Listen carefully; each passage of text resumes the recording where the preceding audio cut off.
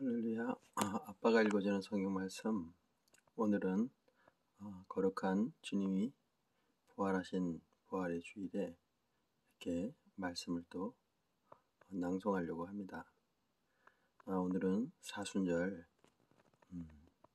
어제까지 날짜가 22일째 되는 날이었고요. 오늘은 네 번째 주 마태복음 21장 1절로 11절 예루살렘 입성이라는 말씀의 주제로 묵상하는 날입니다. 이번 2021년 사순절에는 마태복음 말씀으로 이렇게 사순절 기간 동안에 우리 자신을 이렇게 돌아보고 그리스도의 또 상과 고난, 부활을 생각하며 또 근신하고 회개하는 시간으로 삼고 있는 이 시간입니다. 이 과정에서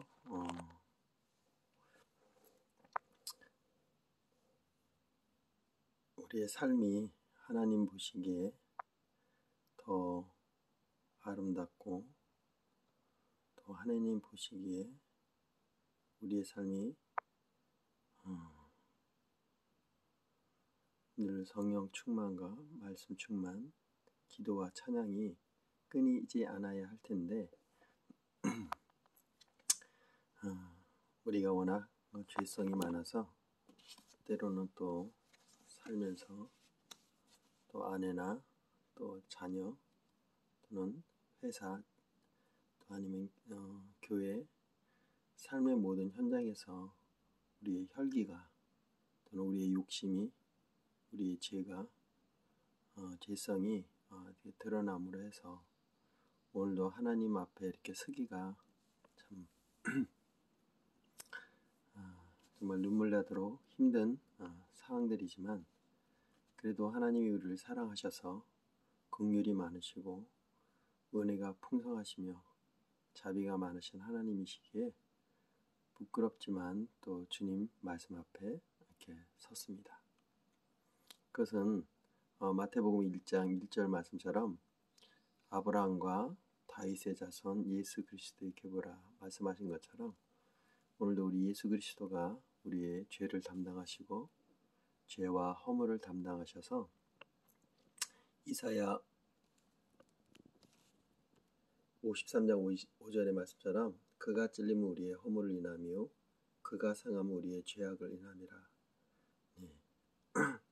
우리의 죄악과 허물 때문에 주님께서 찔리셨고 상함을 당하셨고 결국은 십자가에 못 박혀 돌아가심으로 우리의 죄를 완전히 도말하시고 또 십자가상에서도 다 이루었다 예수님께서 말씀하셨던 것처럼 오늘 주님이 그 보혈 십자가의 보혈을 의지해서 이렇게 말씀 앞에 섰습니다. 여러분도 혹시 삶이 이렇게 내 뜻대로 되지 않고 또 내 마음대로 되지 않고 어떤 상처와 또는 쓴뿌리에 의해서 또 삶이 계속 나락으로 떨어지는 것 같더라도 이렇게 주님 말씀 앞에 서서 나 자신을 돌아보고 또서 쳐서 또 복종케 하고 또 철로 역정처럼 또 실수도 하고 심지어 생명까지도 왔다 갔다 하는 그런 영적 전쟁에서 우리가 이렇게 또 쓰러지고 넘어지더라도 주님께서는 우리를 또 이끄시고 쓰러진 무릎을 다시 일으켜 세우시고 다시 주님 앞에 세우심을 우리가 봅니다. 이 부활의 아침, 거룩한 주님의 날 이 아침에 하나님의 말씀을 이렇게 평안으로 대할 수 있다는 게 이것도 기적입니다. 일상의 기적이라고 할 수가 있겠죠. 아무튼 오늘 사순절 이제 조만간에 이제 부활주일, 고난주일 또 이런 주일들이 우리에게 다가오는데요. 어떤 교회의 어떤 행사에 우리가 이끌려가는 것이 아니라 이렇게 교회의 어떤 사순절이라는 어떻게 보면 율법적일 수도 있는데요. 그래도 이 뭔가 이 순수한 마음, 사순절의 의미를 우리가 되새긴다면 이것이 꼭 율법이라고 할 것이 아니라 그 안에 우리가 사랑을 담고 회개를 담고 주님 앞에 나간다면 하나님께서 우리를 이렇게 하나님께서 사랑하는 자녀를 이렇게 안아주시듯 우리를 안아주시고 또 말씀으로 또는 신령한 어떠한 은혜와 은사 또 성령 충만, 성령의 기름 부으심, 마가다락방에 내렸던 뜨거운 불의 화같이 성령의 바람이 우리의 삶을 이렇게 따뜻하게 감싸 안아주실 줄 믿습니다. 자, 그러면 오늘 사순절 제가 달력을 통해서 매일 이렇게 읽어주지 못했는데요. 오늘은 아빠가 읽어준 성경 말씀, 원래 이제 지금 4복음서가 남았는데 그 중에 사순절에 계속 읽어나가는 이 마태복음 말씀을 이렇게 낭독함으로 사순절의 의미 또 부활주일의 그 의미를 되새겨 보려고 합니다. 자, 서론이 길었죠? 자, 그럼 우리 기도하고 제가 또 말씀을 이렇게 봉독하도록 하겠습니다. 할렐루야. 사랑해 주님 감사합니다. 그가 찔림은 우리의 허물을 인함이고 그가 상함은 우리의 죄악을 인함이라고 주님께서 말씀하셨습니다. 주님이 그 고난을 당하고 또 주님의 그 거룩한 몸이 찢김을 당하고 상함을 당하고 또 결국 그 십자가상에서 못 박혀 돌아가신 그 이유가 무엇인지를 이 시간 말씀으로 깨닫기를 원합니다. 하나님, 신약성경의 처음 시작인 마태복음을 통해서 예수 그리스도의 그 삶을 우리가 돌아보게 하시고 주님이 걸어가신 그 십자가의 길 또 그 부활의 삶을 우리가 이 시간 말씀으로 다가서기를 원합니다. 하나님이시만 말씀을 조명하여 주시옵소서. 이 말씀에 하나님의 마음이 하나님의 뜻이 하나님의 의가 하나님의 그 길이 이 시간 보여지게 하시고 말씀이 들려지게 하시고 영적인 말씀이 우리의 삶을 이끌어 나갈 수 있도록 주님 이 시간 역사하여 주시옵소서. 오늘 이 부활의 아침 이 사순절 기간에 이 마태복음을 통해서 하나님이 깊이 우리의 신비에 새기게 하여 주셔서 말씀으로 이끌린 삶, 말씀으로 천지를 창조하신 주님, 말씀이 육신이 되어서 오신 주님을 이 시간 우리의 마음속에 우리의 영 깊이 이 시간 주님께서 들어오셔서 주님이 내 안에 내가 주님 안에 함께 거하는 놀라운 일치가 이 시간 이루어질 수 있도록 주님 역사해 주옵소서. 주님을 사랑합니다. 주님을 찬양합니다. 예수님의 이름으로 기도했습니다. 아멘. 자, 그러면 말씀을 봉독하도록 하겠습니다.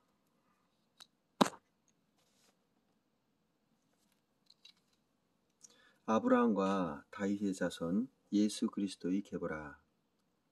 아브라함이 이삭을 낳고 이삭은 야곱을 낳고 야곱은 유다와 그의 형제들을 낳고 유다는 다말에게서 베레스와 세라를 낳고 베레스는 헤스론을 낳고 헤스론은 람을 낳고 람은 아비나답을 낳고 아비나답은 나손을 낳고 나손은 살몬을 낳고 살몬은 라합에게서 보아스를 낳고 보아스는 룻에게서 오벳을 낳고 오벳은 이새를 낳고 이새는 다윗 왕을 낳으니라. 다윗은 우리아의 아내에게서 솔로몬을 낳고 솔로몬은 르호보암을 낳고 르호보암은 아비야를 낳고 아비야는 아사를 낳고 아사는 요사밧을 낳고 요사밧은 요람을 낳고 요람은 우시야를 낳고 우시야는 요담을 낳고 요담은 아하스를 낳고 아하스는 히스기야를 낳고 히스기야는 므낫세를 낳고 므낫세는 아몬을 낳고 아몬은 요시야를 낳고 바벨론으로 사로잡혀갈 때에 요시야는 여고냐와 그의 형제들을 낳으니라. 바벨론으로 사로잡혀간 후 여고냐는 스알디엘을 낳고 스알디엘은 스룹바벨을 낳고 스룹바벨은 아비훗을 낳고 아비훗은 엘리야김을 낳고 엘리야김은 아소르를 낳고 14절입니다. 아소르는 사독을 낳고 사독은 아킴을 낳고 아킴은 엘리훗을 낳고 엘리훗은 엘르하사를 낳고 엘르하살은 mat단을 낳고 mat단은 야곱을 낳고 야곱은 마리아의 남편 요셉을 낳았으니 마리아에게서 그리스도라 칭하는 예수가 나시니라. 이게 예수님의 계보입니다. 17절입니다. 그런즉 모든 대수가 아브라함부터 다윗까지 14대요. 다윗부터 바벨론으로부터 사로잡혀 갈 때까지 14대요. 바벨론으로 사로잡혀 간 후부터 그리스도까지 14대더라.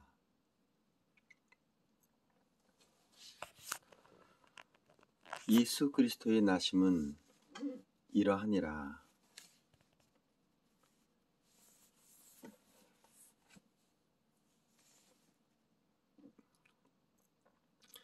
그의 어머니 마리아가 요셉과 약혼하고 동거하기 전에 성령으로 잉태된 것이 나타나더니 그의 남편 요셉은 의로운 사람이라 그를 드러내지 아니하고 가만히 끊고자 하여 이 일을 생각할 때 주의 사자가 현몽하여 이르되 다윗의 자손 예수바 내 아내 마리아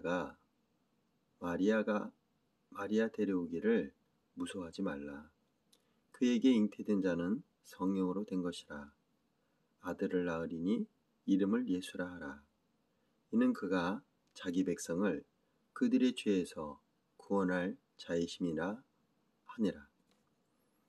이 모든 일이 된 것은 주께서 선지자로 하신 말씀을 이루려 하심이니 이르시되 보라 처녀가 잉태하여 아들을 낳을 것이요 그 이름은 임마누엘이라 하리라 하셨으니 이를 번역한즉 하나님이 우리와 함께 계시다 함이라. 요셉이 잠에서 깨어 일어나 주의 사자의 분부대로 행하여 그의 아내를 데려왔으나 아들 낳기까지 동침하지 아니하더니 나음에 이름을 예수라 하니라. 헤롯 왕 때에 예수께서 유대 베들레헴에 나심에 동방으로부터 박사들이 예루살렘에 이르러 말하되 유대인의 왕으로 나시니가 어디 계시냐? 우리가 동방에서 그의 별을 보고 그에게 경배하러 왔노라 하니 헤롯 왕과 온 예루살렘이 듣고 소동한지라. 왕이 모든 대제사장과 백성의 서기관들을 모아 그리스도가 어디서 나겠느냐 물으니 이르되 유대 베들레헴이오니 이는 선지자로 이렇게 기록된 바 또 유대 땅 베들레헴아 너는 유대 고을 중에 가장 작지 아니하도다. 내게서 한 다스리는 자가 나와서 내 백성 이스라엘의 목자가 되리라 하였음이니이다. 이에 헤롯이 가만히 박사들을 불러 별이 나타난 때를 자세히 묻고 베들레헴으로 보내며 이르되 가서 아기에 대하여 자세히 알아보고 찾거든 내게 고하여 나도 가서 그에게 경배하게 하라. 박사들이 왕의 말을 듣고 갈새 동방에서 보던 별이 문득 앞에서 인도하여 가다가 아기 있는 곳 위에 머물러 서 있는지라. 그들이 별을 보고 매우 크게 기뻐하고 기뻐하더라. 집에 들어가 아기와 그의 어머니 마리아가 함께 있는 것을 보고 엎드려 아기에게 경배하고 보배압을 열어 황금과 유향과 몰약을 예물로 드리니라. 그들은 꿈에 헤롯에게로 돌아가지 말라 지시함을 받아 다른 길로 고국에 돌아가니라. 그들이 떠난 후에 주의 사자가 요셉에게 현명하여 이르되 헤롯이 아기를 찾아 죽이려 하니 일어나 아기와 그의 어머니를 데리고 애굽으로 피하여 내가 내게 이르기까지 거기 있으라 하시니 요셉이 일어나서 밤에 아기와 그의 어머니를 데리고 애굽으로 떠나가 헤롯이 죽기까지 거기 있었으니 이는 주께서 선지자를 통하여 말씀하신 바 애굽으로부터 내 아들을 불렀다 함을 이루려 하심이라. 이에 헤롯이 박사들에게 속은 줄 알고 심히 노하여 사람을 보내어 베들레헴과 그 모든 지경 안에 있는 사내 아이를 박사들에게 자세히 알아본 그때를 기준하여 2살부터 그 아래로 다 죽이니 이에 선지자 예레미야를 통하여 말씀하신 바 라마에서 슬퍼하며 크게 통곡하는 소리가 들리니 라헬이 그 자식을 위하여 애곡하는 것이라. 그가 자식이 없으므로 위로받기를 거절하였도다. 함이 이루어졌느니라. 헤롯이 죽은 후에 주의 사자가 애굽에서 요셉에게 현몽하여 이르되 일어나 아기와 그의 어머니를 데리고 이스라엘 땅으로 가라. 아기의 목숨을 찾던 자들이 죽었느니라 하시니 요셉이 일어나 아기와 그의 어머니를 데리고 이스라엘 땅으로 들어가니라. 그러나 아켈라오가 그의 아버지 헤롯을 이어 유대 임금됨을 듣고 거기로 가서 무소하더니 꿈의 지시함을 받아 갈릴리 지방으로 떠나가 나사렛이란 동네에 가서 사니 이는 선지자로 하신 말씀에 나사렛 사람이라 칭하리라 하심을 이루려 함이로라. 3장입니다.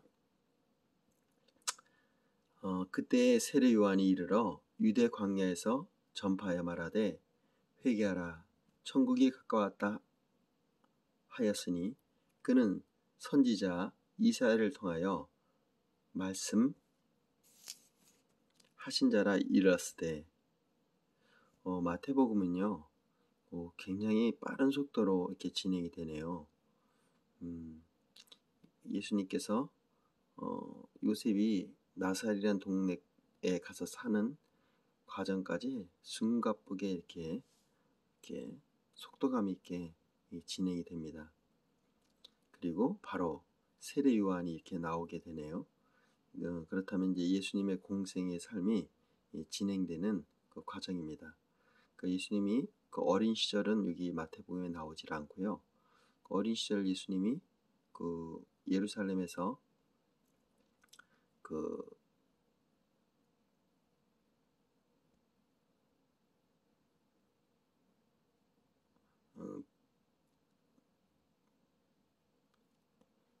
예루살렘에 가는 그런 과정들이 또 있었는데 그런 말씀들은 다 없고 여기는 바로 이렇게 세례 요한의 과정이 이렇게 나옵니다. 예수님이 또 성전에서 그 이렇게 여러 박사들과 또는 율법학자들과 얘기하던 장면들도 이 마태복음에 나오지 않고요. 바로 이렇게 세례 요한의 예수님의 공생의 삶으로 바로 이렇게 진행이 됩니다. 마태복음이 이렇게 예수님의 어린 시절은 이렇게 없는 바로 공생의 삶을 직접적으로 이렇게 들어가는 굉장히 속도감 있는 말씀이 마태복음입니다. 예. 회개하라 천국이 가까웠느니라 하였으니 그는 선지자 이사야를 통하여 말씀하신 자라 일렀으되 강야에서 외치는 자의 소리가 있어 이르되 너는 주의 길을 준비하라 그가 오실 길을 곧게 하라 하였느니라. 이 요한은 낙타털 옷을 입고 허리에 가죽띠를 띠고 음식은 메뚜기와 석청이었더라. 이때 예루살렘과 온 유대와 요단강 사방에서 다 그에게 나와 자기들의 죄를 자복하고 요단강에서 그에게 세례를 받더니 요한이 많은 바리새인들과 사두개인들에게 세례를 베푸는 데로 오는 것을 보고 이르시되 독사의 자식들아 누가 너희를 가르쳐 임박한 진노를 피하라 하더냐. 그러므로 회개에 합당한 열매를 맺고 속으로 아브라함이 우리 조상이라고 생각하지 말라. 내가 너에게 이르노니 하나님의 능이 이 돌들로 또 아브라함의 자손이 되게 하시리라. 이미 도끼가 나무 뿌리에 놓였으니 좋은 열매를 맺지 아니하는 나무마다 지켜 불에 던지리라. 세례요한이 정말 예수님께서 예루살렘 성에 입성하였을 때 정말 나의 집은 만민이 기도하는 집이라 하시며 그의 상을 둘러 엎으셨던 그런 의분을 세례 요한을 통해서도 이렇게 보게 되네요. 참 우리가 특별히 이 사순절 기간에 회개에 대한 어떤 목적을 우리가 확실하게 보게 됩니다. 자, 3장 11절입니다. 이 말씀은 세례 요한의 장면은 여기 보면 마가복음 1장 1절로 8절에도 나오고요. 누가복음 3장 1절로 18절에 나오고요. 그리고 요한복음 1장 19절로 28절에 나오는 거 보면 이 세례 요한의 이 과정이 아주 다양한 각도로 저자의 그 시선에 의해서 이렇게 볼 수가 있습니다. 마가, 누가, 요한이 쓴 이 세례 요한의 그런 과정을 이렇게 한번 세 말씀을 이렇게 보게 되면은 좀 더 또 다른 느낌이 들 것 같네요. 자, 그러면 11절입니다. 나는 너희로 회개하게 하기 위하여 물로 세례를 베풀거니와 네 뒤에 오신 이는 나보다 능력이 많으시니 나는 그의 신을 들기도 감당치 못하겠노라. 그는 성령과 불로 너희에게 세례를 베푸실 것이요 손에 키를 들고 자기 타작마장을 정하게 하사 알곡은 곡간 안에 들이고 쭉정이는 꺼지지 않는 불에 태우시리라. 자, 이제 예수님께서 세례 받으시는 장면이네요. 요거는 또 마가복음 1장 9절로 11절에 나오고요. 누가복음 3장 21절로 22절에 예수님께서 세례 받으시는 그때의 장면들이 이렇게 복음서 요한복음에는 나오지 않네요. 예. 그러니까 마가복음, 누가복음에 나오는 예수님의 세례 받는 장면을 보시면 또 다른 느낌을 받으실 겁니다. 그러면 마태복음에 세례를 받으시는 예수님의 장면을 한번 보도록 할게요. 이때 예수께서 13절입니다. 3장 13절 예수께서 갈릴리로부터 요단강에 이르러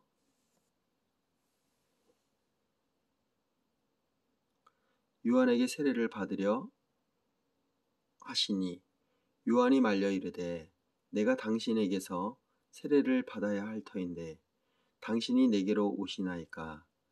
예수께서 대답하여 이르시되 이제 허락하라. 우리가 이와 같이 하여 모든 의를 이루는 것이 합당하니라 하시니 이에 요한이 허락한지라.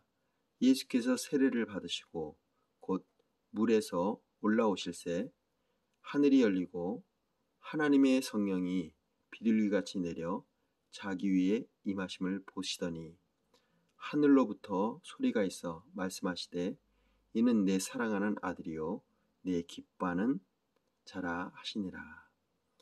이 장면이 마가복음 1장 9절로 11절에 있고 누가복음 3장 21절에서 22절에서 이 말씀이 있습니다. 한번 예수님의 이 세례 장면, 이 장면을 한번 제가 마가복음 1장 9절로 11절을 한번 보도록 해보겠습니다. 예, 마가복음이죠. 자, 마가복음에 보니까 마가복음도 상당히 빠른 속도로 이렇게 진행이 됩니다. 마가복음 1장에 보면 하나님의 아들 예수 그리스도의 복음의 시작이라 하면서 1장 2절, 3절, 4절, 5절, 6절, 7절, 8절, 9절에 예수님께서 이게 세례를 받으시는 장면이 있거든요. 여기도 바로 오히려 마태복음보다 더 빨리 예수님이 공생애가 시작되는 것을 볼 수가 있어요.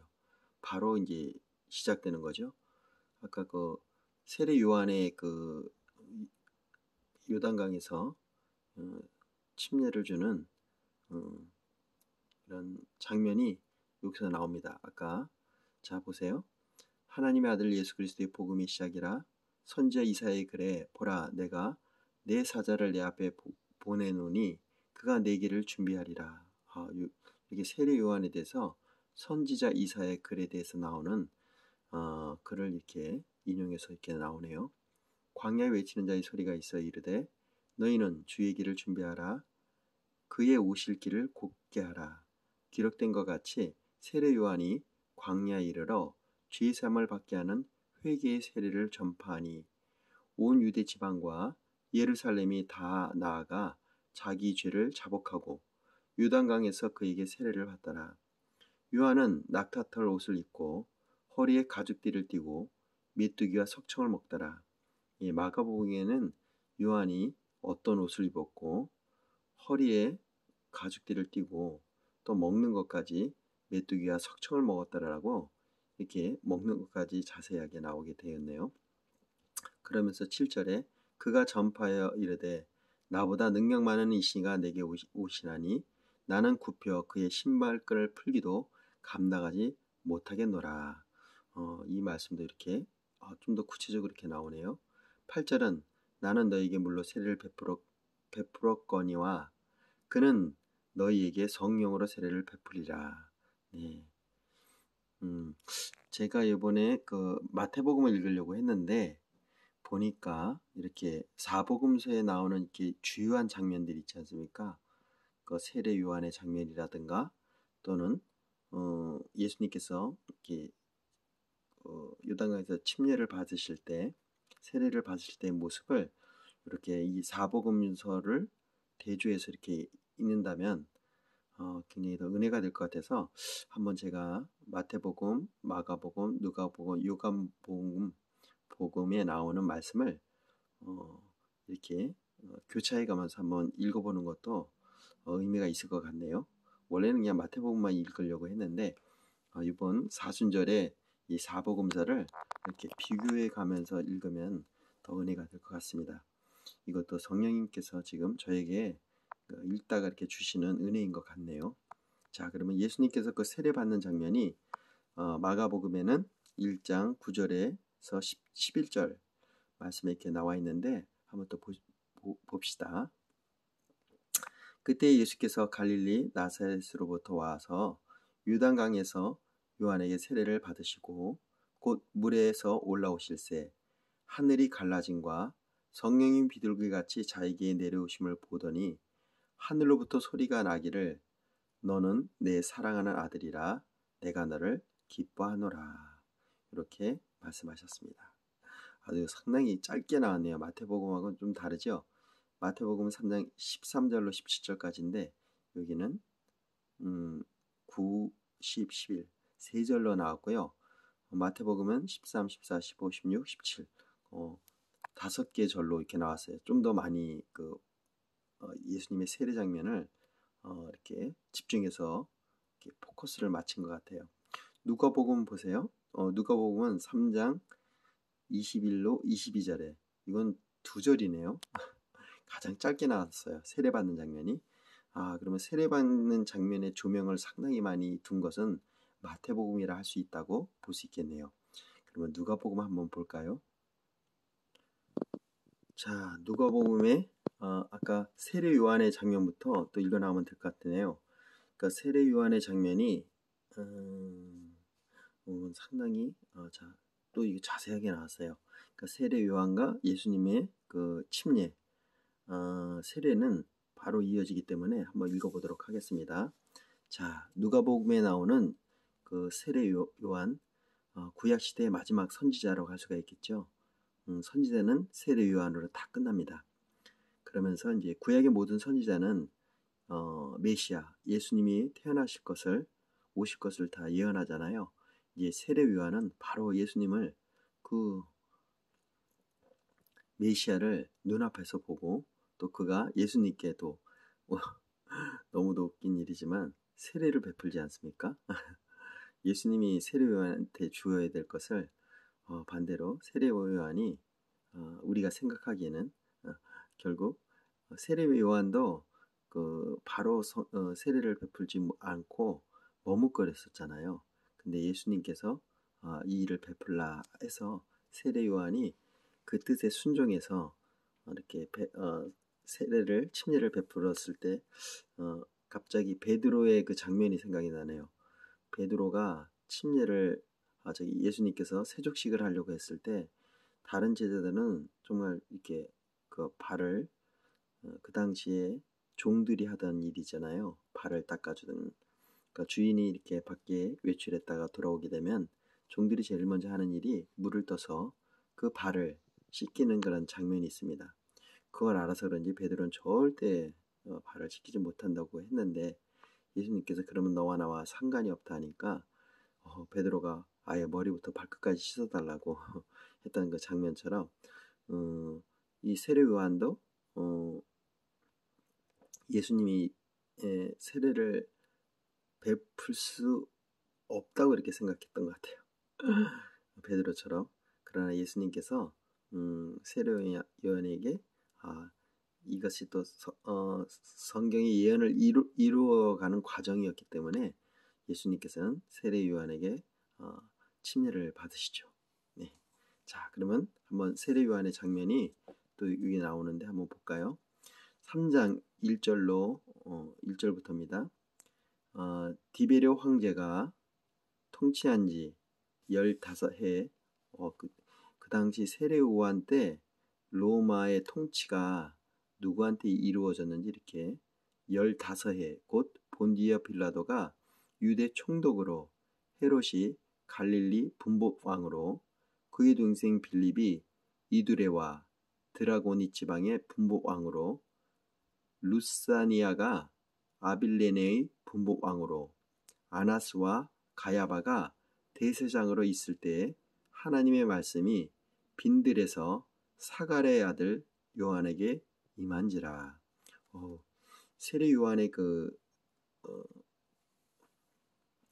광야에서 이제 외치는 소리라고 하잖아요.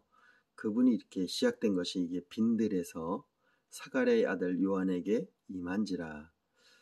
예, 하나님의 일은 이렇게 하나님의 말씀이 요한에게 임했다고 이렇게 말씀하시네요. 네, 놀랍습니다. 이렇게 성경을 사복음서를 이렇게 동시에 이렇게 읽어가면서 들어보니까 좀 더 입체적으로 좀 더 자세하게 또 각 누가복음, 마태복음, 요한복음, 사복음서의 그 색깔이 상당히 다르고 포커스가 또 다르고 또 길이와 이거에 해당된 그 요절의 그 수가 이렇게 다른 걸 느낄 수가 있네요. 자, 그러면 4절입니다. 선지자 이사야의 책에 쓴 바 광야에서 외치는 자의 소리가 있어 이르되 너희는 주의 길을 준비하라 그의 오실 길을 곧게 하라. 이건 또 찬양에도 있는 이 말씀인데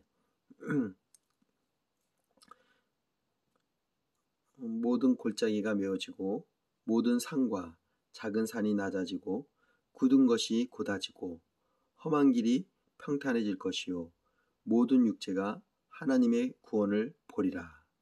한과 같으니라. 자, 7절입니다. 요한이 세례를 받으러 나오는 무리에게 이르되 독사의 자식들아 누가 너희에게 일러 장차 올 진노를 피하라 하더냐. 그러므로 회개에 합당한 열매를 맺고 속으로 아브라함이 우리 조상이라 말하지 말라. 내가 너에게 이르노니 하나님이 능히 이 돌들로도 아브라함의 자손이 되게 하시리라. 이미 도끼가 나무 뿌리에 놓였으니 좋은 열매를 맺지 아니하는 나무마다 찍혀 불에 던지리라. 무리가 물어 이르되 그러면 우리가 무엇을 하리이까? 대답하여 이르되 옷 두 벌 있는 자는 옷 없는 자에게 나눠줄 것이요 먹을 것이 있는 자도 그렇게 할 것이라 하고 세리들도 세례를 받고자 하여 와서 이르되 선생이여 우리는 무엇을 하리이까 하매 이르되 부가된 것 외에는 거두지 말라 하고 군인들로 물어 이르되 우리는 무엇을 하리까 하매 이르되 사람들에게 강탈하지 말며 거짓으로 고발하지 말고 받은 급료를 족한 줄로 알라 하니라. 예, 여기는 그 세례 요한이 아주 직접적으로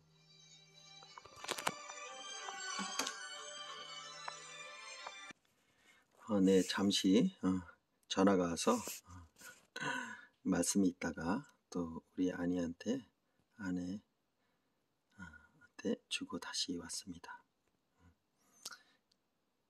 주일날 이렇게 또 말씀이 있는 과정 속에서 또 이렇게 삶의 일들이 버라이어티하게 벌어지고 있네요. 자, 그러면 세례 요한의 그 과정을 이렇게 말씀으로 보니까 더 재밌는 것 같아요. 저도 이렇게 보지는 않았거든요. 그러니까 이렇게 또 군인들도 그러니까 세례 요한이 그 세례 베풀 때 그 장면들이 이렇게 쫙 나오는 아주 디테일하게 나오네요. 군인들도 물어보고 또 세리들까지 와서 이렇게 세례를 받고자 했을 때 우리가 무엇을 하리까 이 내용까지 이렇게 아주 나온 걸 보니까 정말 마태복음과 누가복음 왜 이렇게 다른지 우리가 알 수 있네요. 자, 이제 예수님께서 세례받는 장면이 이제 곧 임박합니다. 한번 누가복음에 나오는 예수님의 그 세례 장면이 어떻게 진행되는지 한번 보도록 하겠습니다. 자, 15절입니다. 백성들이 바라고 기다림으로 모든 사람들이 요한을 혹 그리스도인가 심중에 생각하니 이렇게 아주 요한을 그리스도인지 이렇게 마음을 두었다고 이렇게 얘기 나오네요. 요한이 모든 사람들에게 대답하여 이르되 이 심중을 이렇게 요한이 바라볼 수 있었나 봐요. 예. 심중에 생각했는데 요한이 이렇게 얘기를 했다고 하네요. 겉으로 드러내지 않았는데. 그러니까 요한도 이렇게 뭔가 영적으로 사람들의 그 심리 상태를 볼 수가 있었던 것 같아요. 예수님이 그 저들의 생각을 알았던 것처럼 이 요한 선지자도 굉장한 하나님의 영적인 이렇게 분별력 또는 어떤 투시할 수 있는 그런 능력이 있었나 보네요. 이 성경으로 볼 때 16절 보겠습니다. 요한이 모든 사람들에게 대답하여 이르시되 나는 물론 너에게 세례를 베풀거니와 나보다 능력이 많으신 이가 오나니 나는 그의 신발끈을 풀기도 감당하지 못하겠노라. 그는 성령과 불로 너희에게 세례를 베푸실 것이요 손에 키를 들고 자기의 타작마당을 정하게 하사 알곡은 모아 곳간에 들이고 쭉정이는 꺼지지 않는 불에 태우시리라. 예, 알곡과 쭉정이에 대해서 이렇게 또 말씀하셨네요. 자, 18절입니다. 또 그 밖에 여러 가지로 권하여 백성에게 좋은 소식을 전하였으나 분보왕 헤롯은 그의 동생의 아내 헤로디아의 일과 또 자기가 행한 모든 악한 일로 말미암아 요한에게 책망을 받고 그 위에 한 가지 악을 더하여 요한을 옥에 가두니라. 예, 이렇게 요한이 갇히는 장면까지 여기 나옵니다.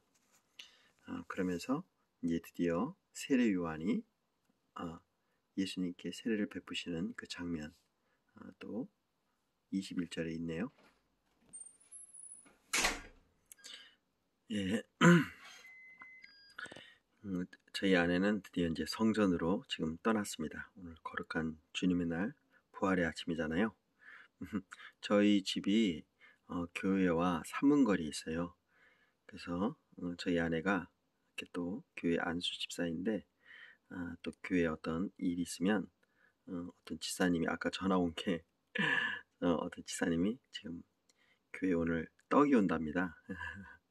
그래서 그것을 잠시 이렇게 좀 받아달라고 지사님께서 우리 아내에게 부탁을 한 아까 전화를 받고 지금 잠깐 나가는 것이었어요.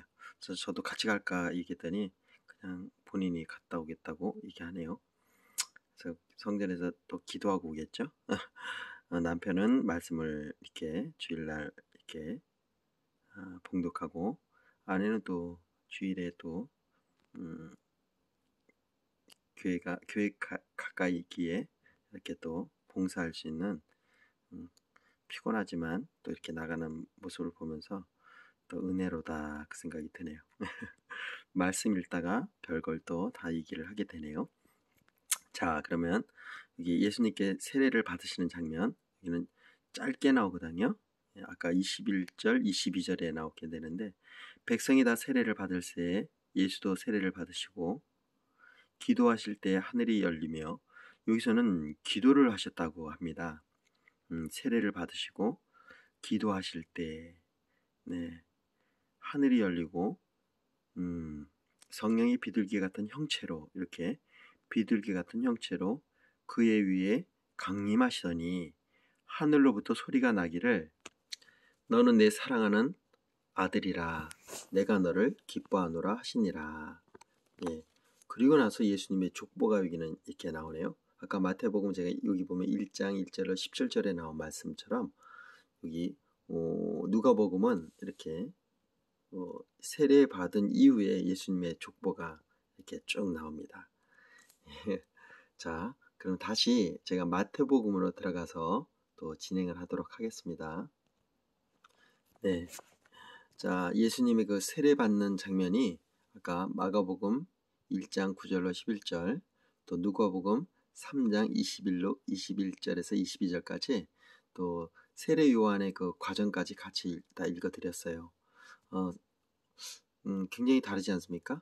그래서 제가 이제 마태복음을 읽으면서 좀 예수님의 어떤 중요한 장면들, 우리가 좀 그런 장면들은 사복음서에 나와 있는 말씀들을 이렇게 3가지 아니면 4가지 이렇게 교차에 읽으면서 그 장면이 어떻게 묘사되었는지, 마가는 또 누가는, 요한은 어떻게 표현되었는지, 어디에 이렇게 집중했는지 이렇게 보는 게 더 은혜가 됩니다.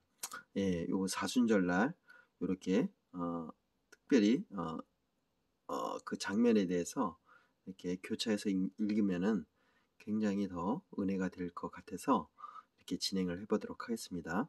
자, 그러면 이제 4장입니다. 마태복음. 시험을 받으시다. 드디어 이제 광야로 가시게 되죠.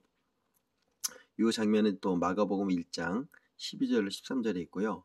누가복음 4장 1절로 13절에 있습니다. 이 말씀은 제가 같이 교체해서 읽을지 한번 마태복음 말씀을 읽고 나서 하나님이 이렇게 마음이 주시면 그렇게 들어가고요. 아니면 계속 진행해 보도록 하겠습니다. 자, 이제 예수님께서 세례 요한에게 이렇게 세례를 받으시고 하늘로부터 이게 마태복음은 아까 누가복음에서는 마가복음에서는 예수님이 이렇게 기도하셨다고 하거든요. 세례 받으신 후에. 그리고 나서 하늘이 열리고 하나님의 성령이 비둘같이 내려왔다고 했는데, 여기 마태복음에는 그냥 예수께서 세례를 받으시고 그 물에서 올라오실새 하늘이 열리고 하나님의 성령이 비둘같이 내려 자기에게 임하심을 보더니 이렇게 나오잖아요. 근데 아까 더 디테일하게 마가복음엔 예수님께서 기도하셨다. 기도하신 후에 하늘문이 열리고 또 하늘의 성령이 비둘기같이 이렇게 내려오는 장면을 묘사하고 묘사 있는 거 보면은 좀 더 예수님의 그 세례 받는 장면이 좀 더 아주 디테일하게 우리가 느껴질 수가 있네요. 네, 기도함으로 하늘문이 열리고 또 하늘의 성령이 비둘기같이 이렇게 하나님께 강림하심을 우리가 볼 수 있었습니다. 좀 더 느낌이 새롭습니다. 자, 그러면 예수님께서 시험 받는 장면 한번 또 볼까요?